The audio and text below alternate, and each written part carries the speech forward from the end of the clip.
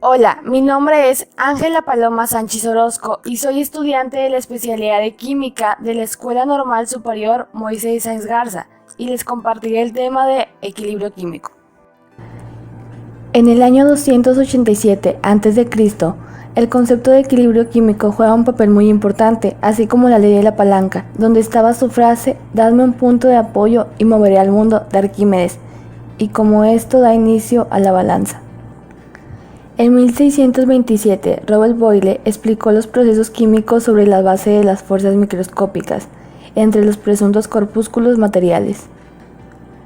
Tras varios procesos, en 1717, para entender el equilibrio químico, pasaron a la revolución newtoniana, donde se introdujo nueva simetría dinámica, dejando en claro la igualdad de fuerzas de acción y reacción entre dos cuerpos al interaccionar. En 1743, el auge de la revolución química se logra tras la depuración de lo que quedaba del alquimismo, esto gracias a Lavoisier.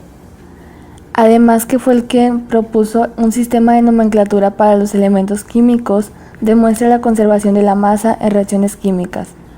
En 1773, para entonces el enfoque a la energía y energía potencial se centraba cada día más. En 1798, al paso en lo que se va descubriendo nuevos términos y leyes, Lippmann atribuía la reciprocidad entre fenómenos electromagnéticos y mecánicos, como la ley de Faraday, donde el resultado producido tiende a oponerse al fenómeno primitivo. En 1833, los planteamientos de Culver y Waugh fueron básicamente dinámicos, anunciaron la ley del equilibrio químico, investigando la cinética de las reacciones, donde en casos particulares correspondía a un estado estacionario. En 1834, Faraday tiene contribuciones en la electricidad y magnetismo. Sin embargo, estableció las leyes de la electrólisis, descomposición de sustancias por acción de una corriente eléctrica. En 1864, tras la elaboración de 3 artículos dirigidos por Gutenberg, los cuales sugirieron a Berthollet, relacionaron la afinidad o tendencia a la reacción de una sustancia, no solo con la naturaleza, sino con la cantidad presente de la misma. Y en 1877, Gutenberg entra la velocidad de reacción y la concentración de reactivos se logra entre reacciones cuyo mecanismo sea de una única etapa. Se llama equilibrio químico al estado en que las actividades químicas o concentraciones de los reactivos y los productos no tienen cambio neto, y esto lo podemos ver en nuestra vida cotidiana, por ejemplo, en los perfumes, porque cada perfume posee una fórmula específica para que forme una reacción química. Se necesita que la cantidad de aromas sea exacta para que la producción de sustancias sea estable y tengan aromas agradables. En la medicina se utiliza el equilibrio químico para el periodo de caducidad de los medicamentos y el equilibrio de nuestra salud. En la cerveza se usa el equilibrio químico en la elaboración que define el aroma y el sabor de cada cerveza diferente. Y por último, los alimentos enlatados necesitan un equilibrio químico, ya sea para su periodo de caducidad o el uso de conservatorios alimenticios.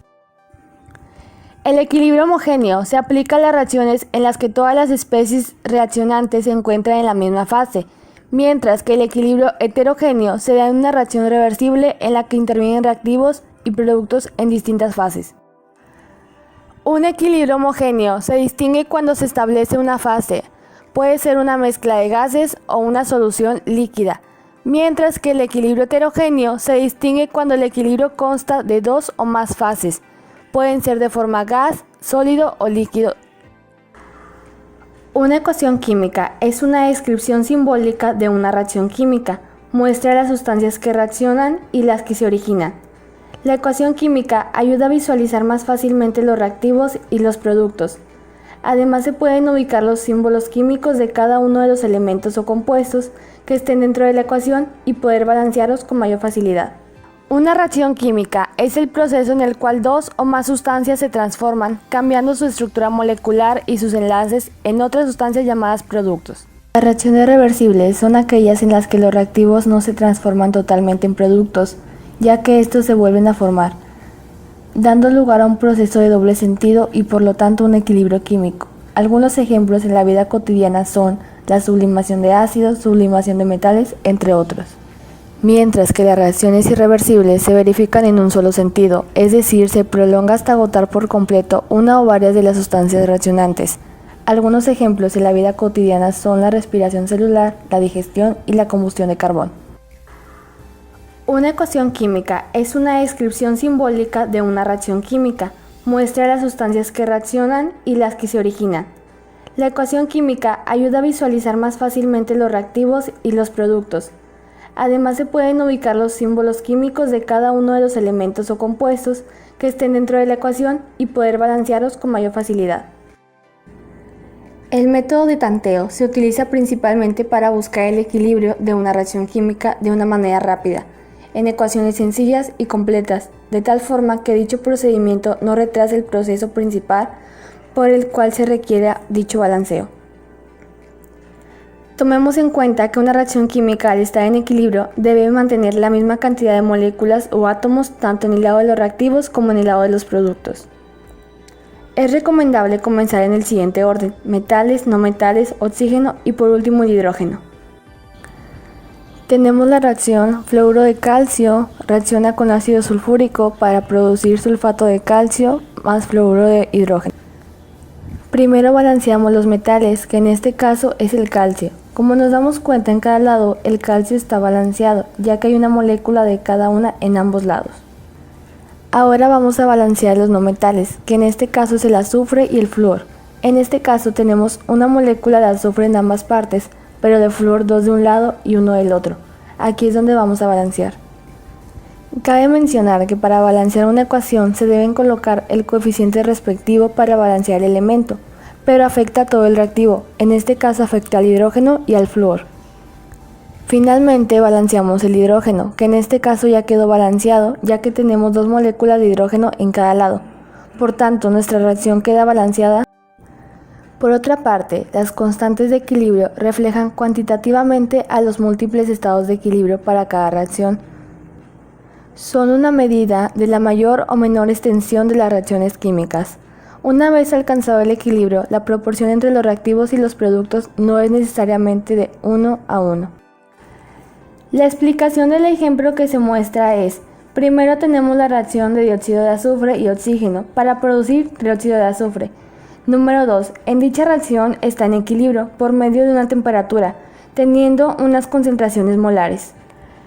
En el número 3 tenemos la siguiente expresión con la que vamos a trabajar.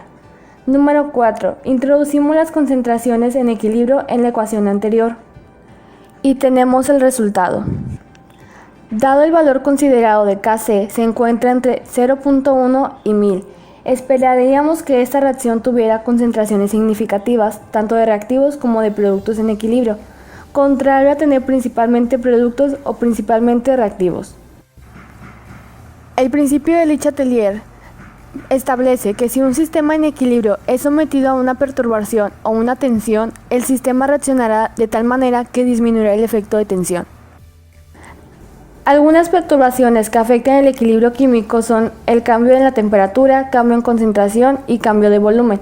Cuando la concentración de una de las sustancias en un sistema de equilibrio se cambia, el equilibrio varía de tal forma que pueda compensar este cambio. Si se agregan más reactivos, la reacción se desplazará hacia la derecha hasta que se restablezca el equilibrio.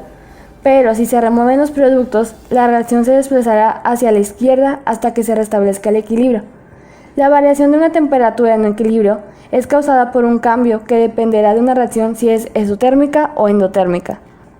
Finalmente, si aumenta la presión de un sistema de equilibrio, el equilibrio se desplazará de forma que disminuya el volumen lo máximo posible.